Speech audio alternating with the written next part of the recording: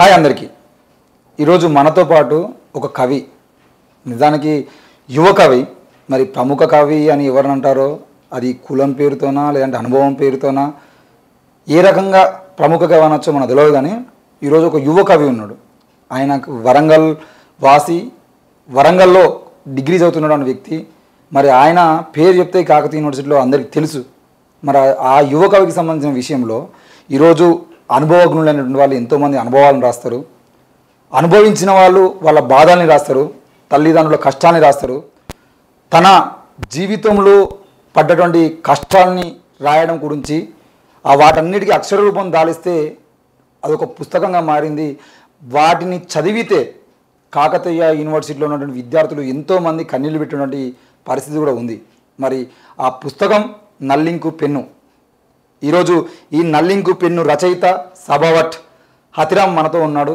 మరి హతిరామ్ ఇంత పుస్తకాన్ని రాసేటువంటి పరిస్థితులు ఎందుకు వచ్చినాయి, ఇందులో ఉన్నటువంటి ఒక్కో అక్షరానికి ఆయన పడ్డటువంటి బాధ ఏంది అనే విషయాన్ని మీ ముందు తీసుకురావడం కోసం ప్రయత్నం చేస్తున్నాం. ఈ రోజు నుండి తప్పకుండా తెలుగు రాష్ట్రాల్లో ఉన్నటువంటి యువ కవుల్ని, యువ కళలని, యువ గళాలని మీకు పరిచయం చేయడానికి ప్రయత్నం చేస్తాం. తప్పకుండా చూస్తూనే ఉండండి TV45. హాయ్ తమ్ముడు. హాయ్ అన్న. బాగున్నావా? బాగున్నా అన్న. మీరు? నేను కూడా బాగున్నా. మొత్తానికి అయితే నీ కవిత్వం చదివిన మొన్న బుక్ ఫేర్లో మీరే అందించారు మీ చేతులతోని. అవునన్న. వరంగల్లో రిలీజ్ చేశారు కదా? అవునన్న, వరంగల్ కాకతీయ యూనివర్సిటీ. అంటే అమ్మకానికి పెట్టినా మరి బుక్ ఫేర్లో ఈ పుస్తకాన్ని? పెట్టామన్న. పోతున్నాయి మంచిగా? పోతున్నా. అంటే ఎందుకు అడుగుతున్నా అంటే యువ కవి, మీ ఫోటో, మీ ఏజ్ చూసేది అంటే పుస్తకాలు కొనాలంటే చాలా మందికి ఇబ్బంది అవుతూ ఉంటుంది. ప్రముఖ కవి అని ఉన్నోళ్ళే పుస్తకాలు ఒక్కొక్కసారి అమ్ముడు పోవు. మరి నీ పుస్తకం అమ్ముడు ఎలా పోతుంది? నువ్వు రాసిన దానికి ఏమన్నా ప్రతిఫలం అనిపిస్తుందా నీకు? పర్లేదన్న, వస్తున్న రెస్పాన్స్ బాగా. అంటే చదివిన వాళ్ళు ఎవరైనా చదివిన వాళ్ళు ఫోన్ చేస్తున్నారు, వాట్సాప్ లో మెసేజ్లు చేస్తున్నారు, సమీక్షలు రాస్తున్నారా? బాగుంది. అంటే పుస్తకం నేను కూడా చదివినా, కానీ ఒక్కొక్క అక్షరాన్ని చదివితే ఇది నిజంగా నీ అనుభవమేనా లేదు అని అంటే చిన్నప్పటి నుండి ఏమన్నా కథలు చదివి, కవిత్వాలు చదివి, ఆ కవిత్వాలన్నింటినీ ఒడిసి పట్టుకొని వాటిని ఆధారంగా చేసుకుని ఏమైనా రాసినవా? నేను పుస్తకం రాయకముందు ఏ కవిత్వం వెంటబడలేదన్న. ఏ కవిత్వ పుస్తకాలు, ఏ కథల పుస్తకాలు చదవలేదు. నేను రాసిందంతా అందులో సగం ఉన్న, నేను అనుభవించింది అయితే కొంత అంటే నా చుట్టూ జరిగే పరిస్థితులను అక్షరీకరించానన్న. ఇందులో మొదటిదే నాకు తెలిసి అయితే బాటసారి అని చెప్పేసి నువ్వు పెట్టిన టైటిల్లో లాస్ట్లో ఒక మాట రాసినావు. ఇప్పుడు ఇదే దారిలో నేను అమరుడనైతే నా శివంపై పుట్టుకు వచ్చే పుకార్లెన్నో, ఉవ్వెత్తున ఎగిసి వచ్చే ఉద్యమాలు ఎన్నో అని రాసినావు. అంటే శివం మీద పుకార్లు రావడము, దాంతో పాటు ఉద్యమాలు రావడము అనేది ఏ రకంగా అర్థం చేసుకోవచ్చు? అంటే అది నేను ఆ బాటసారి అనే కవిత నేను లాక్డౌన్ సమయంలో రాసుకున్నదన్న. ఆ సమయంలో ఏంటంటే అప్పుడు ఆక్సిజన్ మాస్క్ ఇవి లేకపోవడం వల్ల జరిగినవి మనం చూసినాం. అయితే కొందరు ఏమన్నారంటే ఆ చావుల మీద వాళ్ళకు ఏదైతే అనిపించిందో, అంటే వీళ్ళు కావాలని ఏదో వ్యక్తిగత కారణాల వల్ల చనిపోవడం జరుగుతుంది, వాళ్ళు ఏదేదో రుద్దారు వాళ్ళు రూమర్లు. కానీ అదే విషయం, అదే నా పరిస్థితులు. అంటే ఒకవేళ నేను అనుభవించిన, నేను లాక్డౌన్ సమయంలో మాకు కొద్దిగా ఇబ్బంది అయి నేను పనులకు వెళ్ళినా, నేను కాలేజ్ బంద్ అయిపోయి వర్క్కి వెళ్ళినా, అదే సమయంలో నాలాంటి ఎవరైనా బయటికి వెళ్తే అక్కడ ఏమవుతుందంటే, సరే వాళ్ళకి తినబుద్ధి అరే ఇంట్లో తిని ఉండక, వాళ్ళకేం తిన ఉండక అరగక బయటికి తిరగనికి పోయి కావాలని అంటించుకొని చనిపోయారని అదొక పుకార్లు వస్తాయి. ఇంకోటి ఏంటంటే కొందరు స్వచ్ఛందంగా సమస్యని లేవనెత్తి ఉద్యమాలు చేస్తారు. కానీ కొందరు ఏమంటే తమ రాజకీయ అవసరాల కోసం, తమ సొంత అవసరాల కోసం ఉద్యమాలు చేస్తారు. అంటే అక్కడ చావులను అడ్డం పెట్టుకొని. అంటే మొత్తానికి అయితే దేశవ్యాప్తంగా లాక్డౌన్ సమయంలో నిజంగానే నువ్వు అన్నట్టుగా చాలామంది బతకలేనటువంటి పరిస్థితుల్లో చనిపోయిన వాళ్ళు ఉన్నారు. నిజానికి కరోనా లాక్డౌన్ సమయంలో కరోనాతో చచ్చిపోయిన వాళ్ళకన్నా ఆకలితో చచ్చిపోయిన వాళ్ళు ఎక్కువ మంది.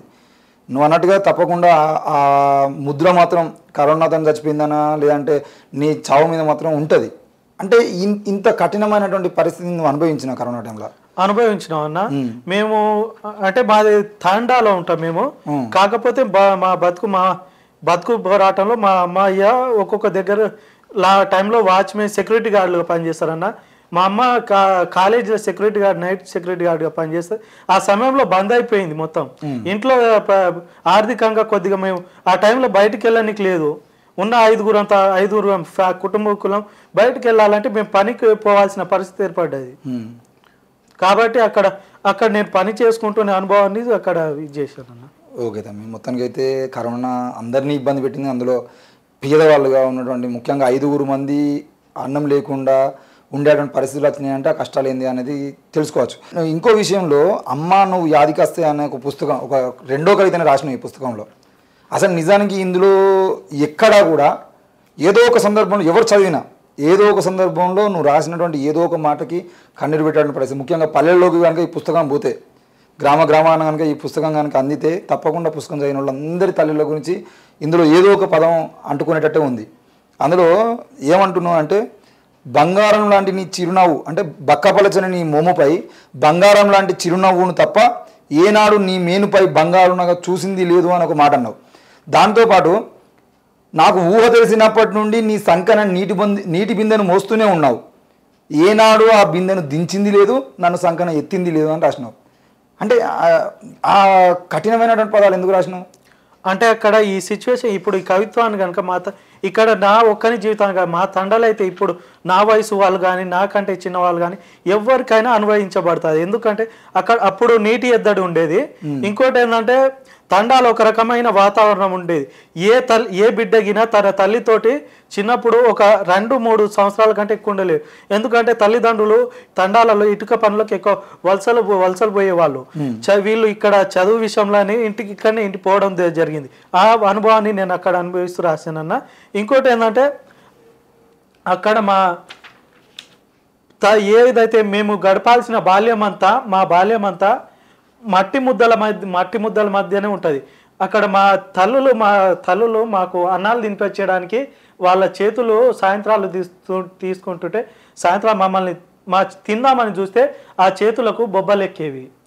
ఆ అలా మేము ఏనాడుగినా మా అమ్మ చేతుల ముద్దలతో తినలేదు. ఏనాడుగినా మా అమ్మ పక్కలో మా అమ్మ వడిన పండుకున్న జీవితాలు లేవు మా తండాల్లో. నాది ఒక్కరి జీవితం కాదు, ప్రతి ఈ నా వయసు వల్ల యువకుల కానివ్వండి, ఇప్పుడు వచ్చిన యువకుల తర్వాత నాకంటే చిన్న వాళ్ళ పరిస్థితికి అంతే. అంటే వాళ్ళ అంటే మొత్తానికి అయితే ఆ ఇటుకలు తయారు చేయడం కోసం ఆ మట్టిలో పని చేయడం వల్ల వచ్చినటువంటి బొబ్బల వల్ల మీకు తినిపించలేకపోయారు. మరి వాళ్ళెట్ట తినేది? అక్కడ మేము ఉండేదన్న, ఆ పరిస్థితుల్లో మేము ఉండేది. వాళ్ళు తినిపించాల్సిన చోట మేము తల్లులకే మీరు తల్లులయ్యేది. మీకు గోరుముద్దలు తినాల్సినటువంటి బిడ్డలు తల్లులయ్యి వాళ్ళకి తినిపించేటోళ్ళు. అవునండి. అక్కడ తల్లులు అవ్వాల్సిన వాళ్ళు బిడ్డలు అయినారు, తండ్రులు అవ్వాల్సిన వాళ్ళు కొడుకులు అయ్యారు అన్న. ఇదే కవిత్వంలో లాస్ట్కు ఇప్పుడు నువ్వు యాదికొస్తే అంటే మీ అమ్మమ్మ వాళ్ళ ఇంటికి వెళ్ళినప్పుడు లేదంటే అమ్మ దూరం అయిన దానికి సంబంధించిన విషయంలో ఇప్పుడు నువ్వు యాదికొస్తే నన్ను నేను అద్దంలో చూసుకుంటున్నా. ఎందుకు అనంటే ప్రతిసారి నాన్న నువ్వు సేమ్ అమ్మ లెక్కనే ఉంటావురా అని చెప్పేసి అన్నాడు, కాబట్టి నిన్ను గుర్తు చేయడం కోసం నన్ను నేను అద్దంలో చూసుకుంటున్నామ్మా అని చెప్పేసి ఒక మాట అన్నావు. అంటే ఇది ఎందుకు రాసినావు ఈ మాట? అంటే మా అమ్మ చనిపోయింది నా 8వ ఏటనే అండి. ఓకే, మా అమ్మ 8వ ఏటనే చనిపోయింది. అంటే నా పోలిక అప్పుడు మా అమ్మ లెక్కనే ఉండేదని చెప్పేవాళ్ళు. ఇప్పటికీ నన్ను చూస్తే మీ అమ్మని చూసినట్టే ఉంటుంది అని చూసిన వాళ్ళు తెలిసిన అమ్మమ్మ వాళ్ళని బంధువులు కానీ చెప్పుకోవచ్చు. ప్రతిసారి అంటే మా తండాల్లో అమ్మ వాళ్ళు లేకపోతే పక్క ఊరికి పోతే అక్కడ జెండా గద్దెల మీద ఎదురు చూస్తూ కూర్చునే వాళ్ళం. కానీ కొన్ని కారణాల వల్ల, ఆరోగ్య సమస్యల వల్ల అమ్మ చనిపోయింది. అక్కడ మళ్ళీ నేను అమ్మని చూసుకోవడానికి మళ్ళీ లేదు. అమ్మ గుర్తులుగా చూసుకోవడానికి అమ్మ ఫోటోలు గినా లేవు అక్కడ నాకు. నేను ఒకవేళ నాకు అమ్మ గుర్తుకొస్తే నన్ను నేను అద్దంలో చూసుకుంటా. అంటే అమ్మ ఫోటో లేదు అంటే అప్పుడు తీసే పరిస్థితి లేదు. వాళ్ళు తీపించుకునే సమయం వాళ్ళు ఫంక్షన్లలో కానీ ఏదన్నా పిల్లలను అక్కడ అవి ఇప్పుడు అంటే మా ఇంట్లలో కానీ మా చుట్టుపక్కల కానీ వెతికినా కానీ దొరకలేదు.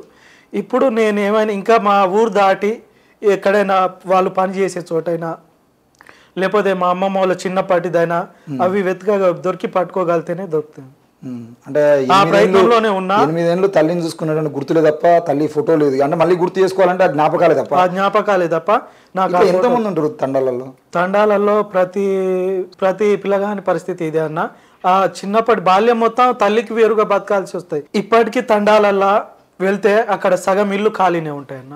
అంటే వలస వెళ్ళిపోతారు, కొంతమంది చనిపోతారు అనారోగ్య కారణం వల్ల. కొంతమంది అనారోగ్యం కారణం చనిపోవడం కానీ, లేదంటే వాళ్ళ బతుకు తెరువు కోసం ఇటుకలకు వెళ్ళడం కానీ చుట్టూ వలస వెళ్తూ ఉంటారు. ఓకే తమ్మి, ఇక మళ్ళీ మణిపూర్ మినిట్స్ మీద కూడా రాసినావు, అక్కడి మందార పూల రంగులన్నీ మా అక్కల నెత్తుడితో అద్దిన మెరుగులే, అక్కడి వాకిళ్ళన్నీ మా చెల్లెళ్ళ కన్నీళ్లతో అలకబడినవే. ఇంత అంటే ఈ మణిపూర్కు సంబంధించిన విషయంలో ఇట్లా రాయాల్సిన అవసరం ఏమొచ్చింది? అంటే ఏ సంఘటన తీసుకున్నాం మణిపూర్కు సంబంధించి? అక్కడ ఓ చెల్లిని నగ్నంగా ఊరేగించిరన్న. నిజంగా నాకు చెప్పుకోవడానికి నాకు అమ్మ నుంచి తోడుబుట్టిన చెల్లెలు లేరు, అక్కలు లేరు. కానీ ఎందుకో నన్ను చూసుకుంటే అట్లా చూసుకుంటే నా అక్కలు నా చెల్లెళ్ళే కనిపించిరు. అక్కడ పరిస్థితి తర్వాత కొంత అధ్యయనం చేసిన తర్వాత అక్కడి వాతావరణాన్ని చూస్తే ఎందుకు అక్కడ మా చెల్లెళ్ళు మా అక్కలే కనిపించారు, అందుకని వాళ్ళని అక్కడ ఉదయించుకుంటూ రాసుకున్నాను. అంటే అక్క చెల్లెలు ఏదనే బాధ రాఖీ పండుగకు లేదంటే ఇట్లాంటి సంఘటన జరిగినప్పుడు వాళ్ళ నిన్ను బాధిస్తూనే ఉంటాయా? ఇప్పటికీ అట్ట రాఖీ పండుగ అప్పుడు చాలా సార్లు ఏడ్చుకున్నా, కట్టేవాళ్ళు లేరు, ఉంటారు బాబాయ్ వాళ్ళ బిడ్డలు, కొందరేమో కొన్నిసార్లు అన్నిసార్లు ఉండకపోవచ్చు కదా. అంటే ఇప్పుడు ఒక రచయితగా అంటే యువ కవి అనుకున్నప్పటికీ కూడా నీకు ఒక పేరు వచ్చింది. ఎందుకంటే ఈ పుస్తకం ముందు మాట అంటే ఈ పుస్తకం మీద రివ్యూ రాసిన వాళ్ళు శోభారాణి అక్క కానీ లేదంటే జిలకర శ్రీనివాస్ అన్న కానీ వీళ్ళందరూ కూడా తమ్ముడు రాతలు బాగుంటాయి తమ్మి అని చెప్పేసి పరిస్థితి వచ్చింది. ఈ కోణంలో ఇప్పుడన్నా తమ్ముడు నేను ఉన్నా, నువ్వు నా తమ్ముని రా నా అన్నవురా అని చెప్పేసి అంటే దగ్గరగా వచ్చి చూసుకునే వాళ్ళు ఎవరన్నా దొరికిరు అక్కలు తమ్ముళ్ళు చెల్లెలు? అట్ట దొరికిర్రు అక్కలు నాతో లైఫ్ లాంగ్ ఉంటారు. నాకు అంటే నేను ఉండేవారు కానీ వాళ్ళు ఉండేవారికైనా తోడుగుంటారు అనుకున్న శోభారాణి అక్క యాక్చువల్ స్టార్టింగ్లో మేడం అని పిలిచేది, కానీ తర్వాత అక్కనే ఇక పుస్తకం ఇవాళ బయటకు రావడం కారణం ముఖ్యంగా అక్క. తర్వాత కొంతమంది అన్నలు చేల్పూరి శ్రీకాంత్ అన్న అని, తర్వాత మేడం వాళ్ళ భర్త రమేష్ అన్న అని, వీళ్ళ పేర్లు చెప్పుకుంటే మధు సార్వభౌమ ముఖ్యంగా వీళ్ళే పుస్తక ఆలోచనకు పునాదులు వేసిరు. తర్వాత ఇప్పటికే ఏ సమస్య వచ్చినా వీళ్ళు శివనాస్తికు. ఇక ఇప్పుడు పోతే నా మిత్రులు నిధిబాబు ధర్మరాజ్ అని, ఏ సమస్య వచ్చినా వీళ్ళు ఉంటారు. అంటే వీళ్ళు ఎవరు చెప్పలేదా మరి ఇట్లా సమాజాన్ని ప్రశ్నిస్తూ సమాజంలో అంటే ఇప్పుడున్నటువంటి ఈ అధికారంలో ఉన్నటువంటి పార్టీలకు వ్యతిరేకంగా రాయడం కానీ ఈ సమస్యలు మణిపూర్ అనేది ఏకంగా బీజేపీ పార్టీ చేయించిందనే ముద్ర కూడా ఉంది.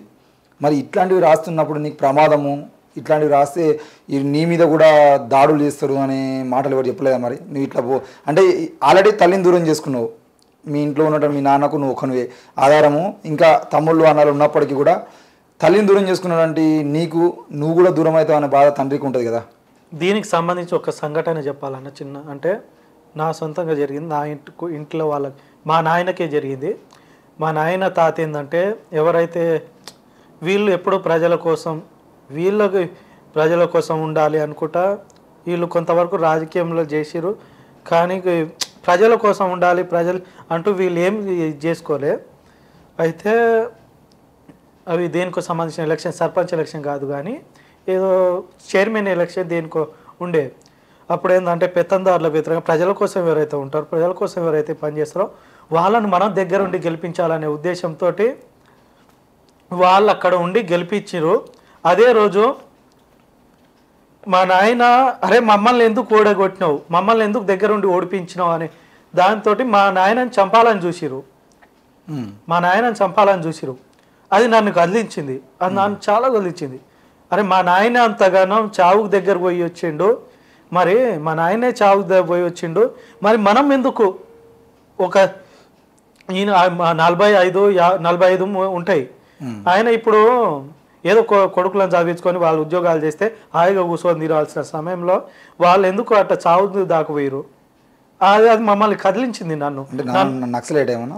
నక్సలైట్ కాదన్న, అక్కడ సామాజిక రాజకీయం అప్పుడు చేసేది. అంటే నీకు ఈ లక్షణాలన్నీ నాన్న నుండి వచ్చినాయి. నాన్న రాసుడు లేదన్న, ఇంటర్ వరకు చదువుకున్నాడు. ఏం చేస్తాడు నాన్న? నాన్న ప్రస్తుతం ఏదో బ్యాంక్లో నైట్ సెక్యూరిటీ గార్డ్ చేస్తున్నాడు. Security guard. అమ్మ ఇక్కడ చేసే సెక్యూరిటీ గార్డ్గా? అమ్మ దేవరకొండలో ట్రైబల్ వెల్ఫేర్ ఉమెన్స్ డిగ్రీ కాలేజ్లో. ఇక్కడ మీ ప్రాపర్ ఎక్కడ అసలు? మాది ప్రాపర్ వచ్చేసి నల్గొండ జిల్లా డిండి మండలం జేతితండ. ఇక్కడ చదువుకున్నా ఇక్కడ చిన్న నేను చదువుకున్నదంతా నాది 9th వరకు డిండిని అయిపోయింది, డిండి జడిపిహెచ్ఎస్. తర్వాత 10th వచ్చేసి హాస్టల్ కోసం అని సపరేట్గా కేవలం హాస్టల్ కోసం అని 10th దేవరకొండలో చేశాను. అంటే గురుకుల హాస్టలా? లేదన్న బయట, ఓకే, బయట చేసి హాస్టల్. తర్వాత ఇంటర్ వచ్చేసి రాజపేటలో చేశాను. ప్రస్తుతం కాకతీయ యూనివర్సిటీలో ఇంటర్ తర్వాత డైరెక్ట్ ప్రస్తుతం కాకతీయ యూనివర్సిటీలో 5 సంవత్సరాల ఇంటిగ్రేటెడ్ కెమిస్ట్రీ 4th ఇయర్ చదువుతున్నాను.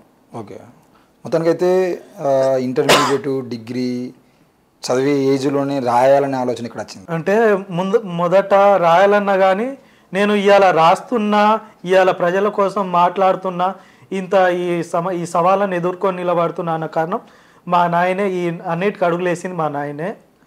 చిన్నప్పుడు నా 5 ఏళ్ళప్పుడు మా నాయన, నీకు నొప్పి తెలిస్తేనే నువ్వు నిలబడుతావు, అది ఏ విషయంలోనైనా అని ఇల్లు కట్టేటప్పుడు మా ఇంటి పక్కన ఇసుక దిబ్బల్లో కూర్చోబెట్టి పలుక ఉన్నా కానీ ఇసుకలో దిద్దేసేది. ఆ నొప్పి తెలిస్తేనే నీకు అది గుర్తుండిపోతుంది, నువ్వు దాన్ని కరెక్ట్ చివరి వరకు నిలబడతావు అని. అట్ట తెలుగుపై అభిమానం, తెలుగు నేర్చుకోవడానికి ఏర్పడ్డది. తర్వాత హాస్టల్ 3వ తరగతిలో హాస్టల్కి వచ్చేసిన. మా సీనియర్ ఒక అతను 7th క్లాసు, నేను అప్పుడు 3వ తరగతి ఉన్నప్పుడు మా సీనియర్ ఒక ఆయన 7th క్లాసులో ఆయన కవిత్వాలు చిన్న చిన్న రాసేది. వీళ్ళే ఎందుకు రాయాలి, నేను రాయకూడదా, నాకెందుకు, నేగినా రాయగలుగుతా కదా, నేను ప్రస్తుతం ఇంగ్లీష్ మీడియం చదువుతున్నా, నాగిన తెలుగు మంచి చదవడం వచ్చు, రాయడం వచ్చు, నేగినా రాస్తా అని అప్పుడు చిన్న చిన్న కథల పుస్తకాలు ఇచ్చే ప్రైమరీ స్కూళ్ళలో, అందులో చదువుకుంటా సామెతలు రాసుకోవడం, ఇది చేసుకోవడం. నా 6th క్లాస్లో మాకు నాగార్జున సార్ అండి సైన్స్ టీచర్ ఉండే. అప్పుడు ఆయన ఆగస్టు 15 రోజు స్నేహం గురించి ఒక కవిత్వం చెప్పిండు. అరే నేను కవిత్వం రాస్తే బాగుంటుందని అట్ట మొదలుపెట్టిన. అప్పుడు ప్రేమ కవిత్వాలు రాసిన? ప్రేమ కవిత్వాలు అంటే ప్రేమ కవిత్వాలు ఏం రాయలేదన్న. నాకు ఊహ తెలిసినప్పటి నుంచి నేను చూసుకుంటే 6th క్లాస్లో మొదటి కవిత్వం జెండా పండుగ వచ్చింది, సంబరాలన్నీ మాకెంతో తెచ్చింది, ఆటలెన్నో మాకు తెచ్చింది, ఆ ఆటలలో గెలిచిన మాకు బహుమతులు ఎన్నో వచ్చిందని మొదటి కవిత్వం రాసుకున్నా. తర్వాత 8th వరకు రాసిన కవిత్వాలు ఇప్పుడు లేవు. కానీ ఒక్కసారి 9th క్లాస్ నుంచి నేను రాసుకున్న కవిత్వాలు చూసుకుంటే అక్కడ ప్రేమ కవిత్వాలు ఏం లేవు. ఇక పుట్టిన వాతావరణం, చేసిన అక్కడ మిత్రుల సహవాసం ద్వారా కానీ మొన్న చూసుకున్నప్పుడు నాకు అనిపించింది, నేను అప్పుడు చూసుకున్న మొత్తం ఇవి వ్యతిరేకంగానే ఉన్నాయి. అప్పుడు ఆ మధ్య నేను 9thలో ఉన్నప్పుడు, 9th సరిగ్గా 8th క్లాస్ అప్పుడు నోట్ల రద్దు గురించి కానివ్వండి, తర్వాత అప్పుడు నాకు ఊహ తెలియనప్పుడే నేను సలంద్ర లక్ష్మీనారాయణ సలంద్ర కవిత్వం ఒకటి మాకు పాఠంగా వచ్చింది. దాన్ని అనుకూలంగా నేను అప్పుడు రాసుకున్న కవిత్వం చూస్తే నాకు అనిపించింది, అరే నేనేనా రాసుకున్నది అంటే అందులో మొత్తం. ఇప్పుడు నేను ప్రశ్నిస్తే నేను ఏ ఊరి అవతలనో ఎక్కడనో వెలివేయబడతాను.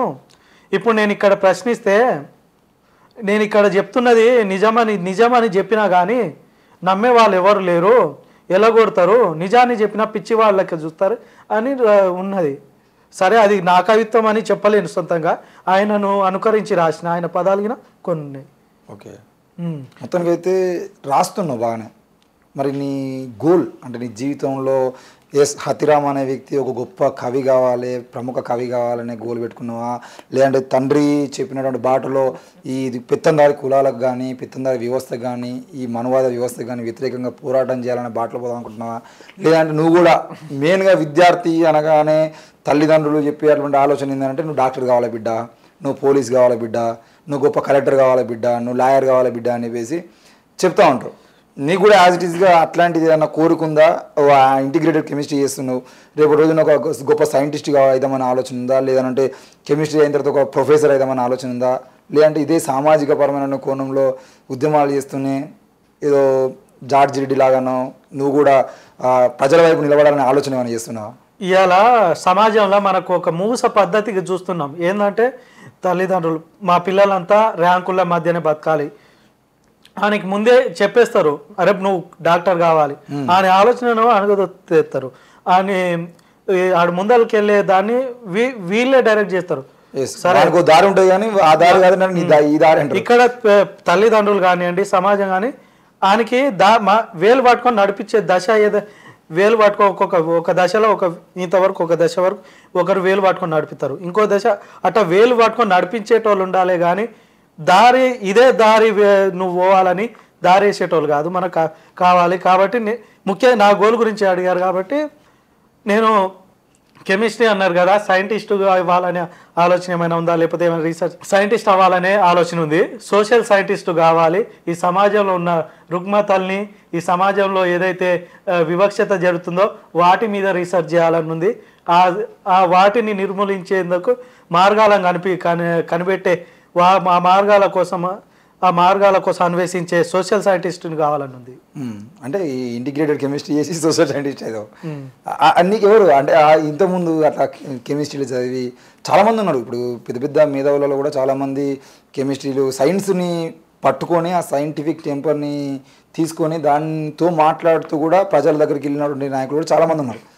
అందులో నీకు ఎవరైనా స్ఫూర్తిగా నిలిచిన వాళ్ళు ఉన్నారా? ఇంతకుముందు మీరు అన్నారు కదా, మీ మాటల్లోనే జార్జ్ రెడ్డి ఉన్నాడు కదా, కెమిస్ట్రీ స్టూడెంట్. ఈ సమాజాన్ని ఎంత ప్రభావితం చేశాడో మనం చూసినాం. ఒక సైన్స్ స్టూడెంట్ సమాజాన్ని ఇంతగా ప్రభావితం చేయగలడా అనుకున్నాం. ఆయన లెక్కనే ఇటు సమస్యల మీద పోరాడుతూ చనిపోతానని. కానీ నా పరిధిలో నేను ఇంతవరకు నా వరకు నేను ప్రశ్నిస్తూనే ఉంటాను. ఆ ప్రశ్నకు జవాబు వెతికే క్రమం ఉంటా. అలాగే ఆ ప్రశ్నిస్తూ ఉండాలన్నా, ఆ జవాబు ఇవ్వాలన్నా కానీ నాకు బతుకుతేరు ఉండాలి కదా. ఓ ల్యాబో లేకపోతే కెమిస్ట్రీ ప్రొఫెసర్ గానో చేస్తూ ఉంటా. వాళ్ళ బాటలో నడవాలనే ఆలోచన ఒకటి ఉన్నది. మరి ఈ ముఖ్యంగా యూనివర్సిటీలోకి వచ్చిన పిల్లల గురించి మాట్లాడుకుందాం. యూనివర్సిటీలోనూ ఇంటిగ్రేటెడ్ కెమిస్ట్రీ చేస్తున్నాం. ఈరోజు యూనివర్సిటీలకు సంబంధించిన విషయంలో మొన్న కూడా ఉస్మాన్ యూనివర్సిటీలో ఒక జరిగినటువంటి కార్యక్రమంలో గోరెడ్డి వెంకన్న పాట పాడుకుంటూ ఏమన్నానంటే, ఆనాడు 35 ఏళ్ళ క్రితం గద్దరన్న చదువుకున్నప్పుడు ఉన్నటువంటి యూనివర్సిటీల పరిస్థితి ఎట్లా ఉంది, ఈరోజు యూనివర్సిటీల పరిస్థితి ఎట్లా ఉంది, ఆనాడు యూనివర్సిటీలకు వచ్చేది కనబడినటువంటి విద్యార్థులకు ఈనాడు కనబడుతున్నటువంటి విద్యార్థులకు మధ్య చాలా వ్యత్యాసం ఉంది. ఈరోజు ప్రేమ వెంట తిరుగుతున్నారు, హృదయం ఎక్కడున్నది అని చెప్పేసి పాటలు పాడుకున్న పరిస్థితుల్లోకి మనం పోతున్నాము. ప్రశ్నించే గొంతుకలుగా ఉండట్లేదు. మనం చేయాల్సింది ప్రశ్నించడము. ఈరోజు యూనివర్సిటీలో మొత్తం ప్రైవేట్ యూనివర్సిటీగా మారుస్తున్నారు. మరి వీటన్నిటి మీద ప్రశ్నించే గొంతుకలుగా ఎందుకు విద్యార్థులు ఉండలేకపోతున్నారని చాలా ప్రశ్నల్ని ఈ యూనివర్సిటీల మీద పెట్టిండు. నేనేమంటున్నా అంటే, ఒక రచయితగా, ఒక కవిగా చిన్న వయసులోనే పేరు తెచ్చుకున్నప్పుడు నీ వైపు కూడా అట్లాంటి ఆలోచనలు, అంటే ప్రేమ కానీ, లేదంటే ఆకర్షణ కానీ, లేదంటే ఎవరో ఒకరు నేను వెంబడించడం కానీ, ఇట్లాంటివి చేస్తూ ఉండేటువంటి అవకాశాలు కూడా ఉన్నాయి. అవి నిన్ను డిస్టర్బ్ చేసినాయి ఎప్పుడన్నా? చాలామంది పిల్లల్ని కూడా అవే డిస్టర్బ్ చేస్తున్నాయి. బాగా చదువుకునేటువంటి విద్యార్థులు కొంతమంది మధ్యలో డైవర్ట్ అయిపోయి వాళ్ళు ఎటుపోతున్నారో అర్థం కాక చాలామంది ఇబ్బందులు పడుతున్న పరిస్థితులు కనబడుతున్నాయి. ఇప్పటి వరకు అయితే ఆ ప్రేమ దోమ లాంటివి ఏం తాకలేదన్న, ఏం గుట్టలేదు గినంగా. ఇంకోటి ఏంటంటే, మీరు ఒకటి అడిగిర్రు ఏంటంటే, యూనివర్సిటీలో ఒక 30 ఏళ్ళ కింద వాతావరణం వేరు, ఇప్పుడున్న వాతావరణం వేరు. అప్పుడు ఎంతోమంది విద్యార్థులు బయటకు వచ్చారు, ఆలోచన చేసి సమాజం కోసం మాట్లాడే వాళ్ళు వచ్చారు. ఇవాళ ఎవరు లేరని మీరు అంటున్నారు. ఇవాళ నేను ఒక మాట చెప్తా. యూనివర్సిటీల పరిస్థితి, యూనివర్సిటీలో ఉన్న విజ్ఞానం అంతా, యూనివర్సిటీలో యూనివర్సిటీ విద్యార్థుల విజ్ఞానం అంతా వైఫై రూటర్లకు గేట్ల ముందు ఉన్న పోల్స్కి వేలాడుతున్నాయి, ప్రేమ పక్షులై వేలాడుతున్నాయి. దానికి రిలేటెడ్గా నేను వాక్యం రాసుకున్నాను. అదే నేను అందులో లేదు కానీ, ఆ పుస్తకంలో లేదు కానీ, మేధావులు విద్యావంతులు తిరగాడిన ఆ యూనివర్సిటీ నేలంతా ఇప్పుడు యువకులు తమ సల్లాపాలను సల్లార్చుకునే నేలయింది. ఓకే, అంటే అందరు అలా ఉన్నారని నేను చెప్పలేను. ఇప్పుడు ఈ మధ్య వాతావరణం అందరు ఏంటంటే, కొందరు కేవలం ఇక్కడికి వచ్చాక వాళ్ళు అక్కడ ఉన్న హంగామాకి ఏదైతే అలవాటు పడి వాళ్ళు వచ్చిన లక్ష్యం మారుస్తున్నారు. వాళ్ళు వచ్చిన లక్ష్యం ఏదైతే ఉందో అది తప్పుదో పడుతుంది. ఇంకోటి అందరు ఏంటంటే, అక్కడ తప్పుదో పడుతుంది. ఇంకోటి ఏంటంటే, వాళ్ళు కనీస ఈ వైఫై ఏదైతే మొబైల్ ప్రపంచంలో పడి వాళ్ళు మొత్తం సొంత ఆలోచనను పక్క పెట్టేసారు. కేవలం మొబైల్ ఏదైతే కృత్రిమ ఆర్టిఫిషియల్ ఇంటెలిజెన్స్ ఏఐ కానివ్వండి ఇప్పుడు వచ్చి పెరుగుతున్న క్రమం వాటి ఆలోచనే తమ ఆలోచన చేసుకున్నారు కానీ తమ ఆలోచన పక్క పెట్టేసారు. అలాగని ఇందులో కొందరికి నాగా అట్టని అందరు అలా లేరు. ఇప్పుడు యూనివర్సిటీల నుంచి ఇప్పుడు వస్తున్నారు, ఇప్పుడు వస్తున్నారు యూనివర్సిటీలో, కాకతీయ యూనివర్సిటీలో కానివ్వండి, ఉస్మానియా యూనివర్సిటీలో కానివ్వండి. ఇప్పుడు అలాంటి వాళ్ళని మేము అదే ప్రయత్నం చేస్తున్నాం. మేము యువ కవులుగా ఇప్పుడున్న యువ కవులు కాకతీయ యూనివర్సిటీలో మీలాంటి కవులు ఇప్పుడు అంటే మీ ఫ్రెండ్స్లో మా ఫ్రెండ్స్లో మేము ఈ కార్యక్రమం చేపట్టి గినంగా 2-3 నెలలు అవుతుంది. ఇందులో ఇప్పటికి 2-3 నెలల్లో మేము సోషల్ మీడియా ద్వారానే కాంటాక్ట్ అయితే యూనివర్సిటీ నుంచి 20-30 మంది దాకా బయటకు వచ్చారు. ఇంకా మేము వాళ్ళ క్లాసులకు పోలేదు. క్లాసులకు పోతే ఇంకా చాలా మంది వెళ్తారు. ఇవాళ అన్నారు గోరేట ఇంకన్నా 30 సంవత్సరాల కిందటి వాతావరణం ఇంకా లేదు, ఇప్పుడు లేదంటే ఆ వాతావరణాన్ని చూసే రోజులు ముందరనే ఉన్నాయి తప్పకుండా. ఇంకా దానికి ఇంకో కారణం ఏంటంటే ఇప్పుడు ఏదైతే ఉందో అక్కడ ఒక ఏదైతే ఇప్పుడు రాష్ట్రంలో ఒక విధమైన జరుగుతుంది, ప్రైవేట్ యూనివర్సిటీస్ రావడం, గవర్నమెంట్ యూనివర్సిటీలో అలా ఇది చేయడం, దానికి ఈ ప్రభుత్వాలు కానీ ఇవి సహకరించడం అది ఒక రీజన్ చెప్పొచ్చు. ఎందుకంటే అక్కడున్న ఖాళీల వల్ల కానీ క్లాసులు ప్రొఫెసర్లు భర్తీలు లేకపోవడం వల్ల, క్లాసులు జరగకపోవడం వల్ల గినంగా మధ్యలో ఖాళీ ఏదైతే ఉందో ఆ ఖాళీని ఈ ఫోన్లు కానివ్వండి, ఈ ప్రేమ అనేది అవి భర్తీ చేస్తున్నాయి. కాబట్టి ఆ వైపుగానే యువకులు వెళ్ళడం, ప్రశ్నించడం వైపు తగ్గిపోతుండడం అనేది గురుడంకనే చెప్పింది. అదే ఇప్పుడు మార్చాల్సిన బాధ్యత ఉన్నటువంటి ప్రభుత్వాలు మిమ్మల్ని మారుస్తలేదు, పట్టించుకోవాల్సినటువంటి తల్లిపాత్రలు ఉన్నటువంటి అధికారులు మిమ్మల్ని పట్టించుకోవట్లేదు. కాబట్టి మిమ్మల్ని మీరే పట్టించుకోవాలి. అవును, మిమ్మల్ని మీరే పట్టించుకున్న క్రమంలో మీరు తప్పకుండా సక్సెస్ కావాలనేది మేము కోరుకుంటున్నాం. ఇక మళ్ళీ ఒకసారి ఈ పుస్తకానికి సంబంధించిన విషయానికి వచ్చేదంటే నిరుద్యోగి గోస అని చెప్పేసి ఒకటి రాసినావు. మీరు లీకు చేసిన ఆ పత్రాల విలువెంతో తెలుసా? మేము చదివిన పుస్తకాలన్నీ ఇంకో 30 ఏళ్ళైనా నీ బతుకింతే అని మాపై ఉమ్మేసే అంత అని చెప్పేసి రాసినావు. అంటే ఒక 30 ఏళ్ళు అయినాక కూడా నువ్వు ఏం చదివినావు, నీ బతికింతరా అని చెప్పేసి ఉమ్మేసే అంత, అంటే ఆ పేపర్ లీకేజ్కి సంబంధించిన విషయంలో నేను అంతగానో ఇబ్బంది పెట్టిందా? అంటే ఆ సంఘటన రాసే ముందు నాకు కన్నీళ్ళు వచ్చినాయి. ఎందుకంటే మేము కాకతీయ యూనివర్సిటీలో రోజు మెస్సుకు పోయి కొద్దిగా లేట్ అయితే మేము అక్కడ చూస్తాం, పడిగాల్పు కాసే నిరుద్యోగులు అక్కడ బుక్కేడు బువ్వ కోసం అక్కడ పడిగాపులు కాస్తుంటారు. అక్కడ వాళ్ళ గోసలు చూస్తుంటే మాకు కన్నీళ్ళు ఆగవు ప్రతిరోజు వాళ్ళని చూస్తుంటే. ఇంకోటి ఏంటంటే అక్కడ వాళ్ళు రీడింగ్ హాల్లో పోతే ఒకవైపు చదువుతుంటారు, ఇంకో వాళ్ళ కడుపు కోత కోసం రకరకాల మనుషులు ఉంటాయి. రోజు మొత్తంలో 5 రూపాయల అన్నపూర్ణ క్యాంటీన్ దగ్గర 5 రోజు కేయూ క్రాస్ దగ్గర 5 రూపాయలు కొంచెం ఉంటుంది. అక్కడ మేము చూసుకుంటే లైన్లు కడుతుంటారు. అప్పటికి సగం మందికి దొరికితే సగం మందికి వెనక్కి తిరిగిపోతారు.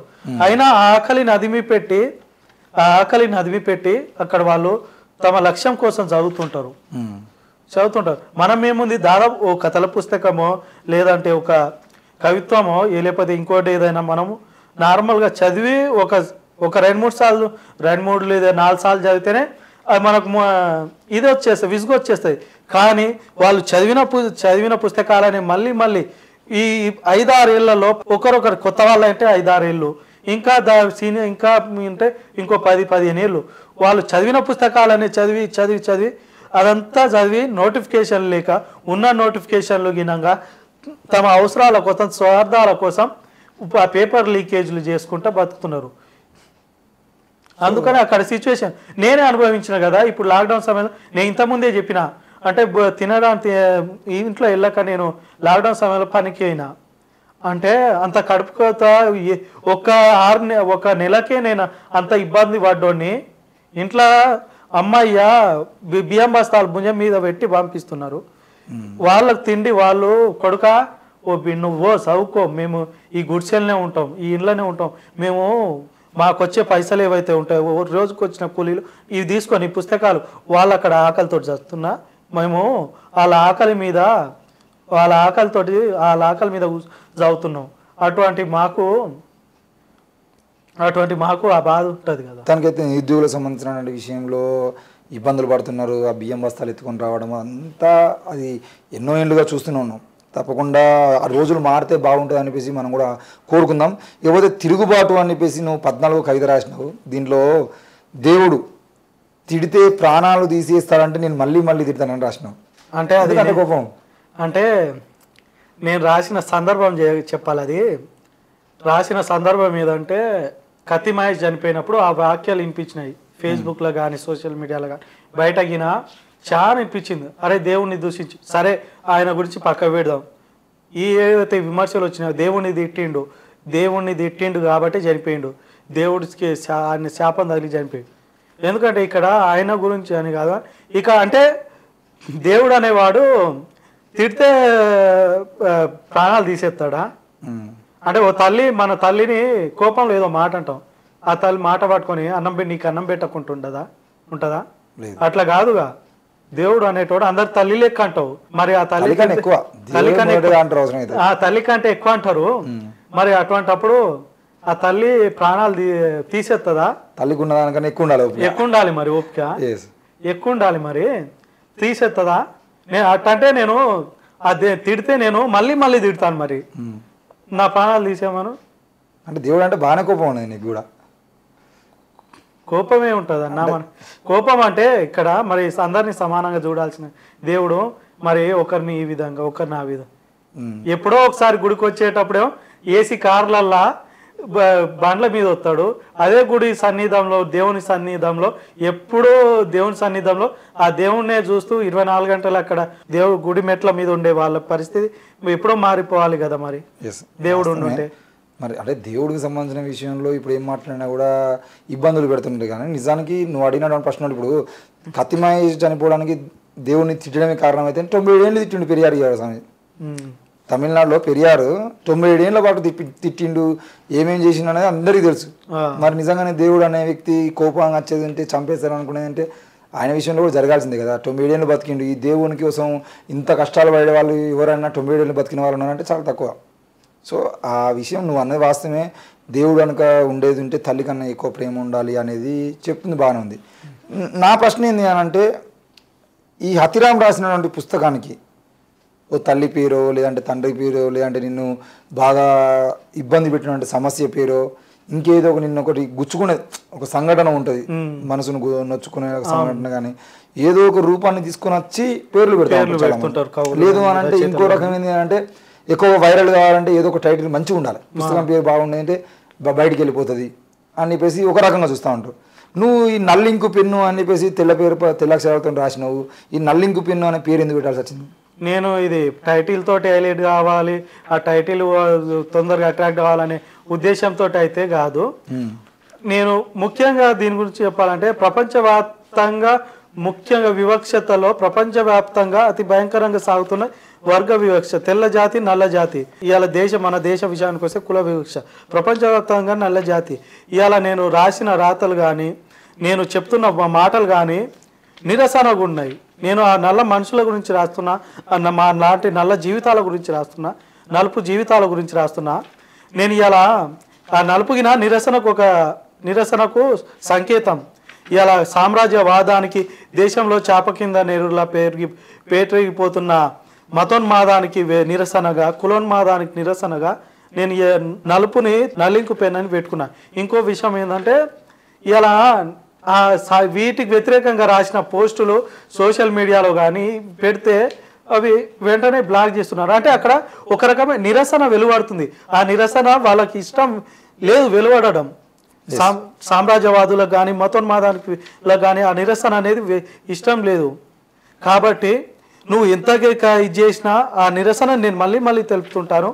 ఆ నిరసనకు సంకేతంగా నేను ఆ నలుపుని చూపించుకుంటా. నల్లింకు పెన్ అని గొప్ప పెట్టిన పేరైతే గొప్పగా ఉంది. అంటే ఈ నల్లింకు పెన్నుకు సంబంధించిన విషయంలో కానీ నువ్వు రాయబోయేటువంటి కవిత్వాలకు సంబంధించిన విషయంలో కానీ ఇంతే కఠినంగా ఉంటాయా? ఇంతే కఠినంగా ఉంటాయన్నా? ఫిక్స్ అయిపోయినా ఇట్నే రాయాలి అనేది? ఇట్లే ఫిక్స్. అంటే కొంతమంది కవులు ఏంది అని అంటే ఏదో ఒక దానికి బాండ్ అయిపోతారు. ఇప్పుడు శ్రీశ్రీని తీసుకున్నా లేదంటే ఎవరిని తీసుకున్నా చూసినా కూడా ఈయన కవిత్వము అని అంటే ఆయన మీద ఒక ముద్ర ఉంటుంది. ఓషోని తీసుకున్నాను అనుకోండి ఒక ముద్ర ఉంటుంది, రంగనాయకం తీసుకుంటే ఒక ముద్ర ఉంటుంది, కత్తి పద్మారావు గారిని తీసుకుంటే ఒక ముద్ర ఉంటుంది. ఇంకో వీళ్ళ కవిత్వము అని అంటే ఆటోమేటిక్గా ఇంకో ఇది పలానా సబ్జెక్టు సంబంధించింది అయి ఉంటుంది అనేది ఉంటుంది. అట్లా హతిరామ్కు సంబంధించిన విషయంలో ఏం తీసుకోవచ్చు? అంటే నేను ఒక సిద్ధాంతానికి కవిగా నా వ్యక్తిగతంగా ఏదైనా ఉండొచ్చు. ఒక కవిగా నేను ఒక సిద్ధాంతానికి కట్టుబడి ఒక దానికే రాయాలనుకోవడం లేదు. ఒక ప్రేమ గురించి రాసినా కానీ అందులో ఒక నిరసన, అందులో అక్కడ జరుగుతున్న సిచ్యువేషన్ కానీ ఒక నిరసనను తెలియజేయాలి. అంటే ఇప్పటి సమాజం ఇప్పుడు ప్రస్తుత సంఘటనని రికార్డు చేసి భవిష్యత్ తరానికి ముందరకు అందించాలనే ఒక ఉద్దేశం. ఇదే ఇందాక చెప్పారు కదా మీరు, ఓసో కానివ్వండి, వాళ్ళ పేర్లు చెప్తే అరే దానికే ఫిక్స్, ఒక దానికే ఇది అయిపోయారు అంటారు. నేను ఏ కవిత అంటే ఇప్పుడు మొన్న ప్రేమ కవితం ఒకటి రాసిన, అంటే ప్రేమికుల రోజు ప్రేమ కవితం రాసిన. ప్రియమైన జోడ్డానా, నా ప్రేమను తెలపడానికి నీకోసం ఎన్నో గులాబీలను తీసుకొచ్చాను, కానీ వాటిని అందివ్వడానికి అక్కడ నిలబడి ఇవ్వడానికి అక్కడ నేలే లేకుండా పోయింది. అంటే అది నా ప్రేమను తెలుపుతా, కానీ అక్కడ ప్రేమను తెలుపుకుంటూనే అక్కడ జరుగుతున్న విధ్వంసాలని కూడా చెప్పిన నల్లింకు అనేది కనబడతా అంటారు. అక్కడ అంటే ఎక్కడున్నా అణచివేత ఏ రూపంలో ఉన్నా ఎక్కడున్నా ఆ అణచివేతకు వ్యతిరేకంగా ఉంటా. ఆ అణచివేత నేను ఏ రూపంలోనైనా దాన్ని చూపించగలుగుతా. అణచివేతకు మొత్తానికి అయితే నా ఆవేదన రాసిన దాంట్లో కూడా సమాజ లోటుపాట్లను పూడ్చేందుకు నేను విప్లవ జాలను రగిలించ ప్రయత్నిస్తే నువ్వు ఇంకా ఏ కాలంలో ఉన్నావు అంటుందే కానీ ఈ దేశం ఇంకా ఏ కాలంలో ఆగిపోయిందని ప్రశ్నించటం లేరు అని రాసినావు. అంటే ఈ దేశంలో ఎవరికి తెలియదు ఆ విషయం? అంటే తెలుసు, మీరు గినా చూస్తున్నారు కదా అన్న. ఇప్పుడు కులం గురించి మాట్లాడితే ఎక్కడ కులం ఉందా, ఎప్పుడో పోయింది. సరే నేను నీ ఇంటికి వస్తావు, ప్లేట్ బువ్వ పెట్టు, అది పైకి కనిపిస్తలేదు, కానీ కింద నేను నీ ఇంటికి బువ్వ పెట్టు, ఏ కులం అంటాడు? ఇంటికాడి బువ్వ కాడికి వచ్చేసరికి కులం గుర్తుకొస్తే బయట మాటల కాడికి కులం రాదు. వీటిని అన్నిటి పట్టించుకోకుండా దానికి వ్యతిరేకంగా ఏదైతే ఉందో, దానికి వ్యతిరేకంగా నేను ఏదైతే రాస్తున్నానో అవి ఎప్పుడో చెల్లిపోయిన కథలు, కాలం చెల్లిన కథలు, అవి ఎందుకు రాస్తున్నావు అంటారు. కానీ ఇక్కడ మళ్ళీ మన సిచ్యువేషన్ కింద అంతర్లీనంగా చూసినప్పుడు అవి జరుగుతూనే ఉన్నాయి. వాటి గురించి మాత్రం ఎవరు మాట్లాడరు. అవును, అంటే నువ్వు అంటున్నది వాస్తవమే. కులం ఎక్కడ అంటూ మళ్ళీ మీ బిడ్డనిచ్చి చేస్తావారంటే గట్లెట్టిస్తావు అంటారు. వాస్తవమే అది. ఓకే, ఈ సమాజంలో ఒక హతిరామ్ మాత్రమే పోరాడితే అది పోతుందా అనుకుంటే అది ప్రభుత్వాలు ఇవ్వాల్సినటువంటి బాధ్యత. అది చూద్దాం.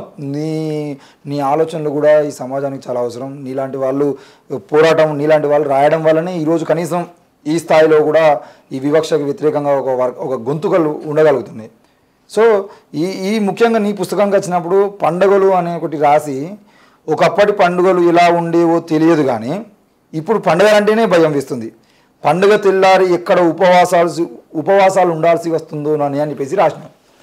పండుగ తెల్లారి ఎందుకు ఉపవాసం ఉండాల్సి వస్తుంది? ఇక్కడ ఏమవుతుందంటే, నేను మా ఇంట్లోనే సిచ్యువేషన్ చూసిన. మా ఇంట్లోనే పండుగ అంటే మన కోసం జరుపుకోవడం మానేసినాం, ఎప్పుడో మానేసినాం. పండుగలు మన కోసం మనం జరుపుకోవడం మానేసినాం, పక్కోని కోసం జరుపుకోవడం మొదలుపెట్టినాం. వాడి ఆటను మనం ఆటను కోయాలి. లేకపోతే మన ఇంటికి చుట్టాలు వచ్చిర్రు, రేపు ఆడ ఏమనుకుంటాడో ఏవో అని చేయాలి. మన దగ్గర లేకుండా పక్కన దగ్గర వచ్చి పక్కన జేబులో అప్పు తీసుకొని అయినా మనము ఆయనకి అందియాలి, ఆయన అందియాలి. రేపు ఏమంటావు పుట్టుకున్నా అట్ట అనుకొని నెలంతా కష్టపడితే మా అమ్మాయి వాళ్ళిద్దరు సెక్యూరిటీ గార్డులు చేస్తారు. వాళ్ళు ఒక పండుగ వచ్చిందంటే వాళ్ళు ఈ నెల ఖర్చులో పోను మిగిలినవి ఈ మిగిల్చున్నది ఏదైతే ఉందో, వాళ్ళ నెల తిండి కోసం ఏదైతే మిగుల్చుకున్నది ఉందో అదంతా ఆ పండుగలకు అయిపోతుంది. తెల్లారి మళ్ళా తినాలన్నా, బియ్యాన్ని కొనాలన్నా, లేకపోతే కూరగాయలు కొనాలన్నా 500 అయినా కానీ అప్పు చేయాల్సి వస్తుంది. అందుకని ఆ సందర్భంలో రాసుకున్నా. అది కేవలం నా కుటుంబం అనే చెప్పుకోలేదు, దాదాపు ఇప్పుడు సమాజంలో ఉన్న కుటుంబాల పరిస్థితి అన్నీ అంతే. మొత్తానికి అయితే అందరి పరిస్థితి అట్నే ఉన్నది. ఇప్పుడు ఆ కుటుంబాల గురించి ఆలోచించి ఆ కుటుంబాల గురించి మాట్లాడితే కూడా తప్పే ఈ సమాజంలో. ఇప్పుడు అదిగినా తప్పే కదా. ఇప్పుడు ఏం మాట్లాడినా తప్పే నడుస్తుంది. ఇప్పుడు ఏం మాట్లాడినా కానీ అరే నువ్వు దేశద్రోహి, అంతే, నువ్వు దేశద్రోహి. విద్యార్థుల దృష్టికి వచ్చేది మాత్రం అక్కడనే నీ భవిష్యత్తును అక్కడనే బంధించేస్తారు.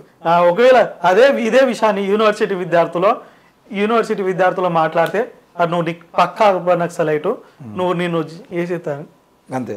లేదా అంటే నిన్ను ఏదో ఒక సందర్భంలో ఇరికించి ఏదో నీ సర్టిఫికేట్ లేకుండా ఏదో ఒకటి చేస్తూ ఉంటారు. అట్లా సందర్భాలు ఏర్పడుతున్నాయా మరి యూనివర్సిటీలో ప్రొఫెసర్లు లేదంటే ఎవరో ఒకరు నీకు ఎందుకు తమ్మి ఇవన్నీ అనిపించి అంటలేరా? అంటే ఆ లెవెల్లో అర్బన్ నక్సలైట్ అని యూనివర్సిటీలో ముద్ర వేసేంత లేదు. కానీ ఒక దాని గురించి ప్రశ్నిస్తే నీకెందుకు, నువ్వు చదువుకోవడానికి వచ్చినావు, చదువుకో. యూనివర్సిటీలలో ఇయాల్టికి గినంగా నువ్వు ఏ డిపార్ట్మెంటు ముందు అడిగేది. ఏదైనా సమస్య గురించి పోతే నువ్వు ఏ డిపార్ట్మెంటు, నీ నెంబర్ ఎంత, నీ పేరేంది అడుగుతున్నారు. అంటే అక్కడ ఎటువంటి పరిస్థితి ఏర్పడుతుంది. నువ్వు అక్కడ నీ సమస్య గురించి పరిష్కారం చెప్పడం మానేసి నీ పేర్లో నిన్ను నీ వ్యక్తిగత విషయాలు ఆరాధించే ప్రయత్నంలో పడ్డారంటేనే మనం అర్థం చేసుకోవాలి అక్కడ ఎటువంటి నిర్బంధం ఇక్కడ ఎటువంటి ఇది అవుతున్నది అనేది. పోరు చేసినా పోడు కొట్టినా పొట్టకోటి కోసమే, దానికోసమే పోరు చేయబోతే పోలీసులను వదిలిర్రు, నా తల్లిని చెల్లిని చెరిచిర్రు, నా అన్నలను బూటకపు ఎన్కౌంటర్లకు బాధితులను చేసిర్రు, అయినా నేను వెనుకడుగు వేయను, పురిటినప్పుల బాధ తెలిసిన నేనే మౌనం వహిస్తే అడగడమే అన్యాయమైన చోట ప్రశ్నించే గలవలకు నడకలు నేర్పేది ఎవరు అని రాసినావు. ఈ వరవరరావు గారిని లేదంటే ఇంకెవరన్నా తీసుకున్నావా? లేదన్నా, మొన్ననే గత 6 సంవత్సరం కింద అనుకుంటా అదే ఆ పోడు భూముల విషయంలో ఒక తల్లి గుడిసేసుకుంటది. గుడిసేసుకుంటే పోలీసు వాళ్ళు పోతారు, తెలిసే కదా. పోలీసు వాళ్ళు పోతే అమ్మ ఇక్కడ ఖాళీ చేయండి, ఇది గవర్నమెంట్ చేసింది అంటే ఆ తల్లి నిలబడ్డది, ఇది నా భూమి, ఇది నేను చేసి కష్టపడి చేసుకున్న భూమి అని నిలబడ్డది. ఆ తల్లిని ఇన్స్పిరేషన్గా తీసుకొని రాసుకున్నది అన్న. నేను సగటు భారతీయుని, బాధ్యత గల పౌరుణ్ణి, నా దేశ అభివృద్ధిలో నేను పాత్రుణ్ణి, మత పిచ్చి కుక్కలు నా దేశ అంగాంగాన్ని తాకట్టు పెడుతుంటే ఎదురు తిరగక వాళ్లతో సై అంటాను. ఎవరో మదమెక్కిన పైశాచికులు నా తల్లినో చెల్లినో చేర్చబోతే నాకెందుకు అంటూ చేతులు ముడుచుకుపోతాను. అదే నా అభిమాన తారణ ఒక మాట అంటే మాత్రం తరిమి కొడతాను. 5 ఏళ్ల పాలన కాలమంతా పాలకుల చేతిగనంతనంపై దుమ్మెత్తిపోస్తాను. ఎన్నికల వేళ మాత్రం నేను అపర కుబేరుడిని అవుతాను. నా దేశ జాతీయ జెండా ఎవడి అంగీలాగైతే నాకేంటి, నా పార్టీ జెండా మాత్రం నేల జారకూడదు అని చెప్పేసి రాసినావు. ఈ పదాలకు సంబంధించిన విషయంలో దాని టైటిల్ నేను భారతీయుని అని పెట్టినావు. అంటే ఇక్కడ ఉన్నటువంటి పరిస్థితుల్లో నువ్వు మాట్లాడిన మాటలు చూసేదంటే ఈ దేశ పౌరులందరినీ ప్రశ్నిస్తున్నావు ఒక రకంగా. అవునన్నా, అంటే అందరు అట్లే ఉండరు మరి. అంటే అందరు అట్లా ఉండాలి. కొంతమంది ఆలోచించి ముందరకు ఇష్యూ సమస్యల మీద మాట్లాడే వాళ్ళు వస్తున్నారు. కానీ ఇక్కడ జరుగుతున్నదంతా ఏంటంటే అంటే అలా చేస్తేనే భారతీయుడు అనే విధంగా చేసేసారు పాలకులు కానివ్వండి, సోకాల్డ్ మేధావులు కానివ్వండి. ఏంటంటే మనం మన తల్లిని ఎవడో ఏదో మాట అంటాడు, లేదంటే ఎక్కడో ఒక చెల్లి మీద అత్యాచారం జరిగితే మాట్లాడడానికి ఎవడు రాడు. అరే ఫలానా మన హీరో మీద ఎవడో కామెంట్ చేసిండు, లేదంటే ఎవడో ఫేస్బుక్లో ఇది పెట్టిండు, ఏంది వాళ్ళని చూసుకోండి అంటే ఏ పని పెట్టుకోకు, తినడం ఈయన ఆపేసి అదే ఆయన తిట్టడమే పనిగా పెట్టుకుంటాం.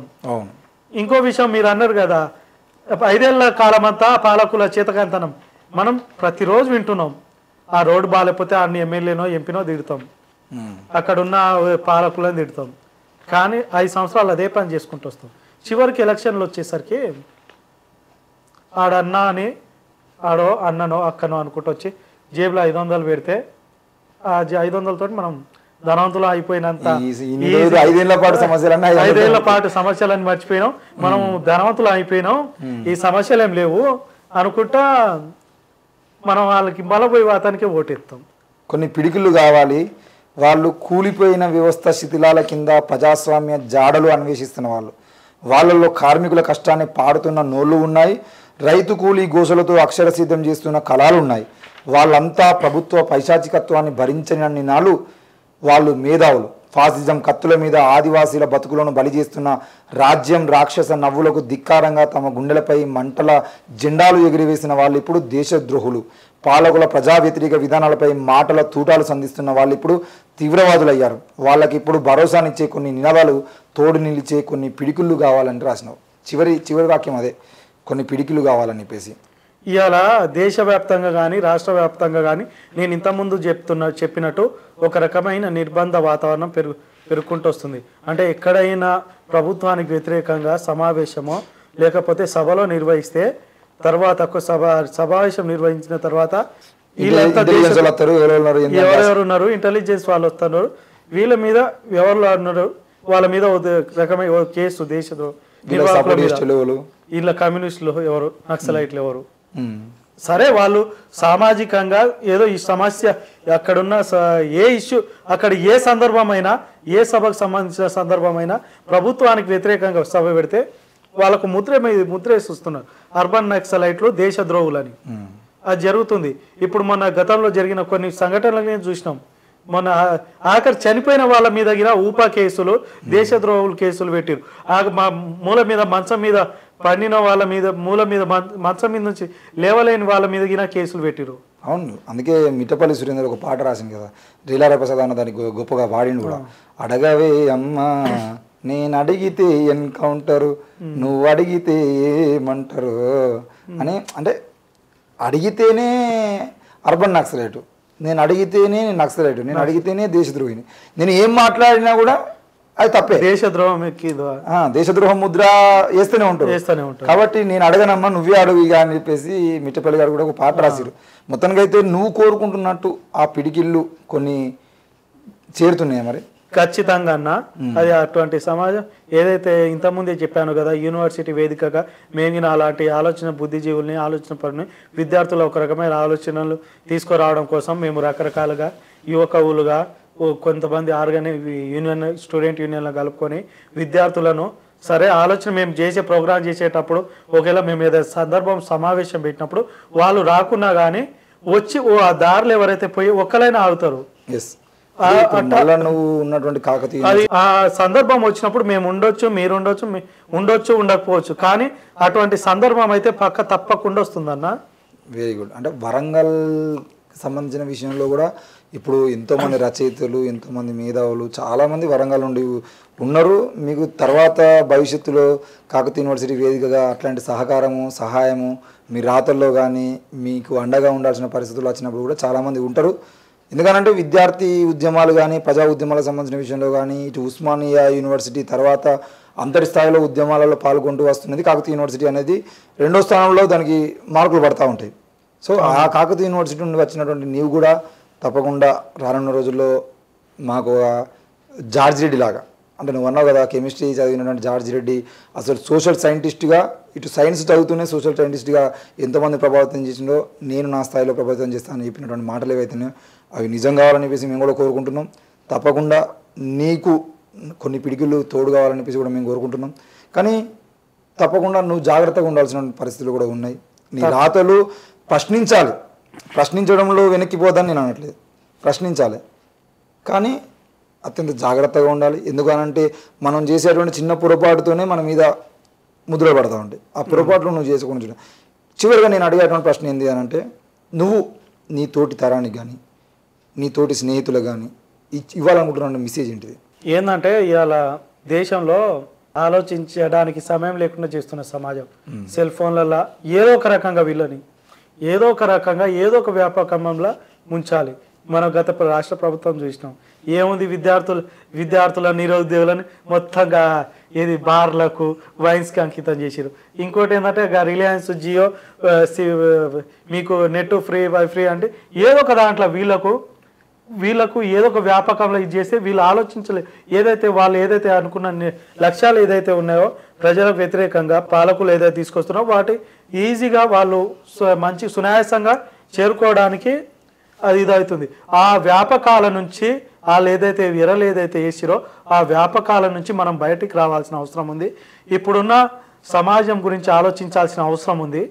కాబట్టి ముందుగా ఆ వ్యాపకాల నుంచి బయటపడదాం, సమాజం కోసం పనిద్దాం. ఓకే తమ్ముడు, థ్యాంక్ యూ. ఓకే, మొత్తానికి అయితే ఈరోజు హతిరామ్ యువ కవి, రానున్న రోజుల్లో తప్పకుండా తమ్ముడు ఒక ప్రముఖ కవి అయిన తర్వాత కూడా మన మీడియా ద్వారా మళ్ళీ ఇంటర్వ్యూ చేద్దాం.